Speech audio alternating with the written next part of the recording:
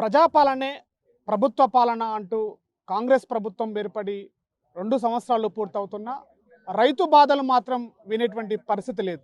పండించిన పంటకు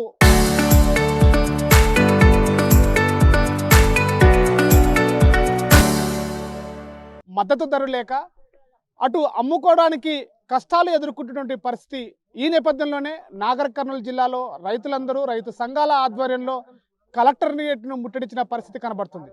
ఈ నేపథ్యంలో కలెక్టర్ ముట్టడించినటువంటి రైతు సంఘాలు ప్రస్తుతం మనతో ఉన్నారు. వారితో మాట్లాడే మరిన్ని ప్రశ్నలు చెబుతాం. చెప్పండి, ఏంటి అసలు ఈ యొక్క ముట్టడి ఏంటి, ఈ నిరసన ఏంటి, రైతు సంఘాల పరిస్థితి ఏంటి? ముఖ్యంగా భారతీయ కిసాన్, నా పేరు ఎద్దుల అంజన్ రెడ్డి, భారతీయ కిసాన్ సంఘ్ జిల్లా అధ్యక్షుని. ఈరోజు ముఖ్యంగా రైతులను ఈ నిరసన తెలపడానికి కారణం మక్క కొనుగోలు కేంద్రాలు ముఖ్యంగా ఏం చేస్తున్నారంటే, రైతులు మిగతా పంటల వైపు ప్రత్యామ్నాయ పంటలు వేసుకుంటే పంటలు బాగా దిగుబడుతుంది, రైతు బాగుపడతాడని ప్రభుత్వం చెప్పినందువల్ల యాసంగి మిగతా పంటలు వదిలిపెట్టి మక్క సాగు చేస్తున్నాం. మక్కకు 2400 ప్రభుత్వం మద్దతు ధర ప్రకటించింది. కానీ కొనుగోలు కేంద్రాలు ఏర్పాటు చేస్తలేదు, పేరుకు మాత్రం ధర ప్రకటిస్తున్నారు.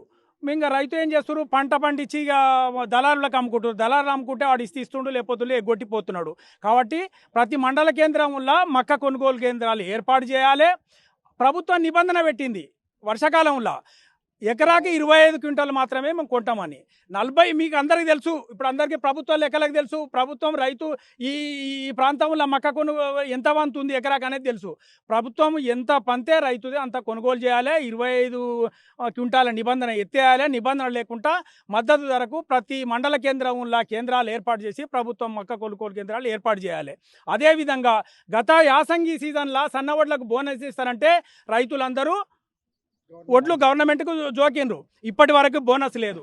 యాసంగి ఎగ్గొట్టి వర్షాకాలం బోనస్ ఇచ్చిండ్రు. ఇది ఎంతవరకు వాస్తవం అని ప్రభుత్వాన్ని అడుగుతున్నాం.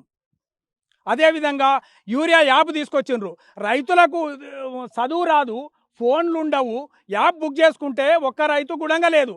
అంత దళారులు ఎవరో యాప్ ముంగల పెట్టుకుంటే 5-10 సెకండ్లలో ఒక లోడ్ మొత్తం యూరియా అయిపోతుంది. అది ఎట్లా అయిపోతుంది? బ్రహ్మ పదార్థం అయింది. అది ప్రభుత్వం ఎందుకు ఏర్పాటు చేసిందో దాన్ని తొలగించాలి. కౌలు రైతులకు భరోసా ఇస్తానన్నారు, పట్టదారులకు భరోసా ఇస్తానన్నారు. భరోసా మర్చిపోయినరు.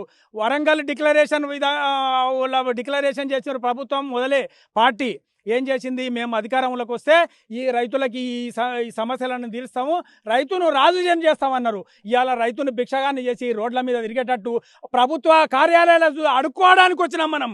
ఆ విధంగా ప్రభుత్వం బాధ్యత మర్చి నిర్వర్తిస్తుంది. కాబట్టి మేము నిరసన తెలియజేస్తున్నాం. ఇదే విధంగా కొనుగోలు కేంద్రాలు ఏర్పాటు చేస్తే మనం రైతులం ఆత్మహత్యలు చేసుకోవాలని అవసరం లేదు.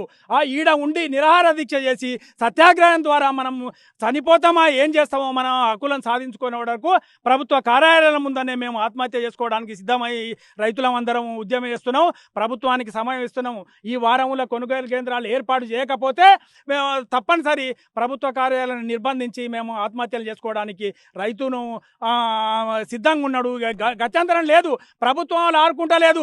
ప్రభుత్వాలు ఆదుకోకపోతే ప్రతిపక్షాలనైనా ప్రజల వాణిని వినిపిస్తుందంటే వాళ్ళు పోటీ పడుతుండ్రు. ప్రతిపక్షం మేమంటే ప్రతిపక్ష పార్టీలు పోటీ పడుతున్నాయి. కానీ ప్రజల సమస్యలేంది, రైతులను ఏమి హామీలు ఇచ్చినాం, ప్రభుత్వం ఎందుకు నిలదీస్తలేదో ప్రభుత్వాన్ని అన్ని పార్టీలను మేము నిరసిస్తున్నాం. ఈ విధంగా నిరసించుకుంటూ పార్టీలు వేరైనా రైతులంతా ఒక్కటే అనే నిదానంతో అన్ని పార్టీలను కలిసి రైతులందరం ఒక పార్టీగా ఏర్పడి వీడికొచ్చి మా సమస్యలను ప్రభుత్వానికి విన్నవిస్తున్నాం.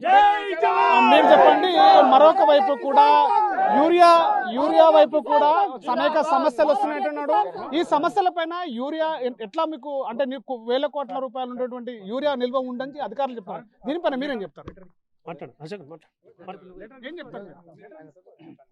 ప్రభుత్వము యూరియా యాప్ను తీసుకొచ్చి అనేక మంది రైతులందరూ కూడా ఇది సాంకేతికంగా మనకు సెల్ ఫోన్ యూజ్ చేయడానికి చాలా మంది వరకు రాదు. రైతులందరూ చాలా వరకు నిరక్షరాస్యులై ఉంటారు. వాళ్ళకి యాప్ ఉపయోగించడం రాగా నానా ఇబ్బందులకు గురవుతున్నారు. ఇంకొకటి, యాప్ ఓపెన్ అయిన తర్వాత ఇంతకు ముందుకు చెప్పినట్లుగా 20 నుంచి 30 సెకండ్లు, 1 నిమిషం లోపలనే యూరియా బస్తాలన్నీ కూడా అక్కడ వికెట్ 0 చూపిస్తున్నాయి, అయిపోతున్నాయి. ఇది పెద్ద స్కామ్ జరుగుతుంది. కాబట్టి రైతులందరినీ దృష్టిలో పెట్టుకొని అక్షరాస్యులను నిరక్షరాస్యులను వెంటనే బేషరతుగా ఈ ప్రభుత్వం యూరియా యాప్ని తొలగించి ఇంతకు ముందుకు గత ప్రభుత్వాలు ఏ విధంగా అయితే రైతుకు మనకు ఆటో వాళ్ళకి డ్రైవర్కు తీసుకొచ్చి డబ్బులు ఇచ్చి పంపిస్తే యూరియా బస్తాలు ఇంటికి వచ్చినాయో అదే విధంగా ఇప్పుడు కూడా రైతులందరికీ కూడా యూరియా బస్తాలు అన్ని అవైలబుల్ ఉండేటట్లుగా చూడాల్సిన బాధ్యత మన ప్రభుత్వం పైన ఉంది. అదే విధంగా మనం చూస్తున్నట్లయితే ఈ కేఎల్ఐ కాలువలో నీరు కొన్ని ప్రాంతాల్లో నీరు ఆపివేయడం జరిగింది. ఇంకా మొక్కజొన్న ఇంకా పంట దశలోనే ఉంది. ఇప్పుడు వచ్చే దశలో ఉన్నందున నీరు లేకుంటే ఇన్ని కాలం ఇంత 3 నెలల నుంచి రైతు పడిన కష్టం మొత్తము నేలపాలు అయిపోతుంది. కాబట్టి వెంటనే ఏ కేఎల్ఐ కాలువలో కూడా నీరును ఆపడానికి వీల్లేదు. ఖచ్చితంగా ఈ యొక్క నెల రోజులు కానీ 2 నెలలు కానీ చివరి యొక్క ఎకరా వరకు మొక్కజొన్న ఏదైతే రైతు వేసిండో పంట కోసే వరకు హార్వెస్టింగ్ జరిగే వరకు కూడా కేఎల్ఐ కాలంలో ప్రభుత్వం నీరు నిలపకుండా ఆ నీరు విడుదల చేసి రైతును ఆదుకోవాల్సిన అవసరం ఉందని చెప్పేసి మేమందరం భారతీయ కిసాన్ సంఘ్ తరపున కోరుతున్నాం.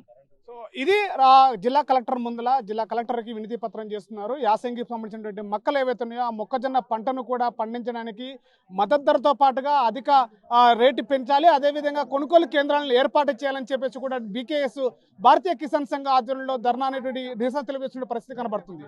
ఇది తాజా పరిస్థితి. కెమెరా పర్సన్ నర్సింగ్తో శివాజీ, ఆర్టీవీ, నాగర్ కర్నూలు జిల్లా. చరిత్ర సృష్టించినోడు ఇప్పుడు ఆ చరిత్రని తిరగరాయబోతున్నాడు. అబద్ధాల గోడల్ని బద్దలు కొట్టి నిజాలను రాగా మీ ముందుంచబోతున్నాడు. నిజమైన వార్తల కోసం వెంటనే డౌన్లోడ్ చేసుకోండి రా యాప్ని.